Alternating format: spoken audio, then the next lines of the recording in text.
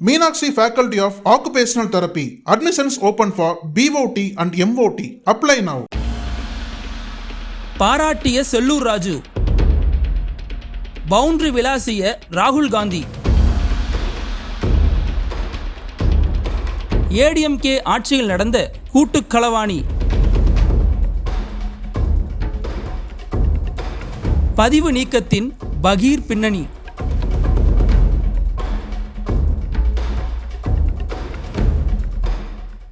முன்னாள் பிரதமர் ராஜீவ்காந்தியின் நினைவு தினம் கடந்த மே 21 அனுசரிக்கப்பட்ட நிலையில் அதிமுகவின் மூத்த தலைவர்களுள் ஒருவரும் முன்னாள் அமைச்சருமான செல்லூர் ராஜுவின் எக்ஸ் தள பதிவொன்று தமிழக அரசியலில் புயலை கிளப்பியது. செல்லூர் ராஜு தனது எக்ஸ் பக்கத்தில் ராகுல் காந்தியின் பிரச்சாரத்தின் போது மக்களுடன் எளிமையாக பழகும் வீடியோவை பகிர்ந்து அதற்கு மேற்கோளாக நான் பார்த்து நெகிழ்ந்து ரசித்த இளம் தலைவர் என்று நெகிழ்ச்சியாக பதிவிட்டிருந்தார். இந்த வீடியோவுடன் கூடிய கருத்து சமூக வலைதளத்தில் வைரலாக பரவியது.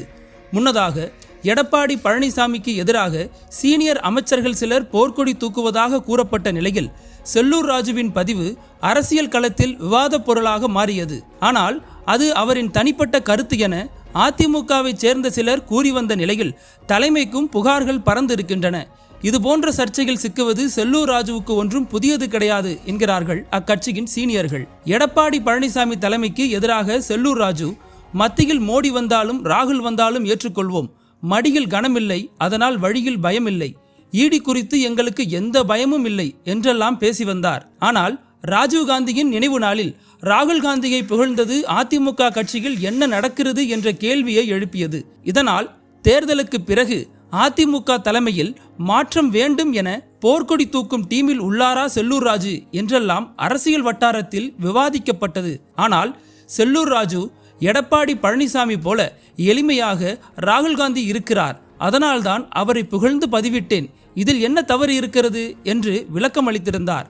அந்த பதிவையும் நீக்காமலேயே வைத்திருந்தார். இந்த நிலையில் ராகுல் காந்தி இங்கிலாந்தின் ஃபைனான்சியல் டைம்ஸ் நாளிதழ் வெளியிட்ட அறிக்கை குறித்து எக்ஸ் தளத்தில் பதிவிட்டிருந்தார். அதில் தமிழகத்தில் ஆட்சி செய்த அதிமுக அரசிடம் அதானி ஊழல் செய்த புலனாய்வு அறிக்கையை வெளியிட்டிருந்தார்.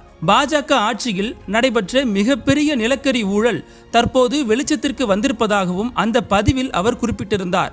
மேலும் பல ஆண்டுகளாக நடந்து வரும் இந்த மோசடி மூலம் மோடியின் அபிமான நண்பர் அதானி குறைந்த தர நிலக்கரியை 3 மடங்கு அதிக விலைக்கு விற்று 1000 கோடி கணக்கில் பணத்தை கொள்ளையடித்திருக்கிறார். இது அதிக மின் கட்டணத்துக்காக சாமானியர்களின் பாக்கெட்டுகளில் இருந்து செலுத்தப்பட்ட பணம். இந்த வெளிப்படையான ஊழலை பற்றி அமைதியாக இருக்க அமலாக்கத்துறை, சிபிஐ, வருமான வரித்துறைக்கு எத்தனை டெம்போக்கள் பயன்படுத்தப்பட்டன என்பதை பிரதமர் கூறுவாரா? ஜூன் 4 பிறகு இந்த மெகா ஊழலை இந்திய அரசு விசாரித்து பொதுமக்களிடமிருந்து கொள்ளையடிக்கப்பட்ட ஒவ்வொரு பைசாவுக்கும் கணக்கு காட்டும் என்று அதிரடியாக ராகுல் காந்தி கூறியிருந்தார். அவர் பகிர்ந்த புலனாய்வு அறிக்கை செய்தி கட்டுரையில் 2014 ஆண்டு அதிமுக ஆட்சியின் போது இந்தோனேசியாவில் வாங்கிய தரம் குறைந்த நிலக்கரியை தமிழ்நாடு மின்சார வாரியத்துக்கு 3 மடங்கு விலை அதிகமாக அதானி நிறுவனம் விற்றது என்று கூறப்பட்டுள்ளது. மேலும் தமிழகத்தில் 2012 முதல் 2016 வரையிலான அதிமுக ஆட்சி காலத்தில் 6000 கோடி ரூபாய் அளவுக்கு நிலக்கரி இறக்குமதியில் ஊழல் நடைபெற்றதாக தெரிவிக்கப்பட்டது. இந்த செய்தியை பகிர்ந்துதான் ராகுல் காந்தி ட்வீட் செய்திருந்தார். இத்தகைய சூழலில் செல்லூர் ராஜு ராகுல் காந்தியை புகழ்ந்து வெளியிட்ட பதிவை திடீரென நீக்கிவிட்டார். இதனால் முன்னாள் அமைச்சர் செல்லூர் ராஜு கட்சியின் தலைமையின் அழுத்தம் காரணமாக பதிவை நீக்கினாரா, அல்லது அதிமுக காலத்தில் நடந்த மெகா ஊழல் குறித்து ராகுல் காந்தி பேசியதால் அந்த பதிவை நீக்கினாரா என்றெல்லாம் அரசியல் வட்டாரத்தில் பேசப்பட்டு வருகிறது.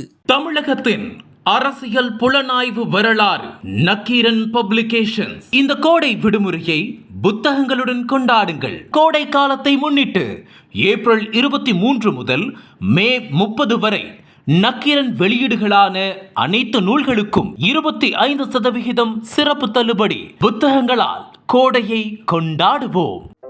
நக்கீரன் டிவிக்கு சப்ஸ்கிரைப் செய்யுங்கள். உங்கள் ஆதரவே எங்கள் பலம்.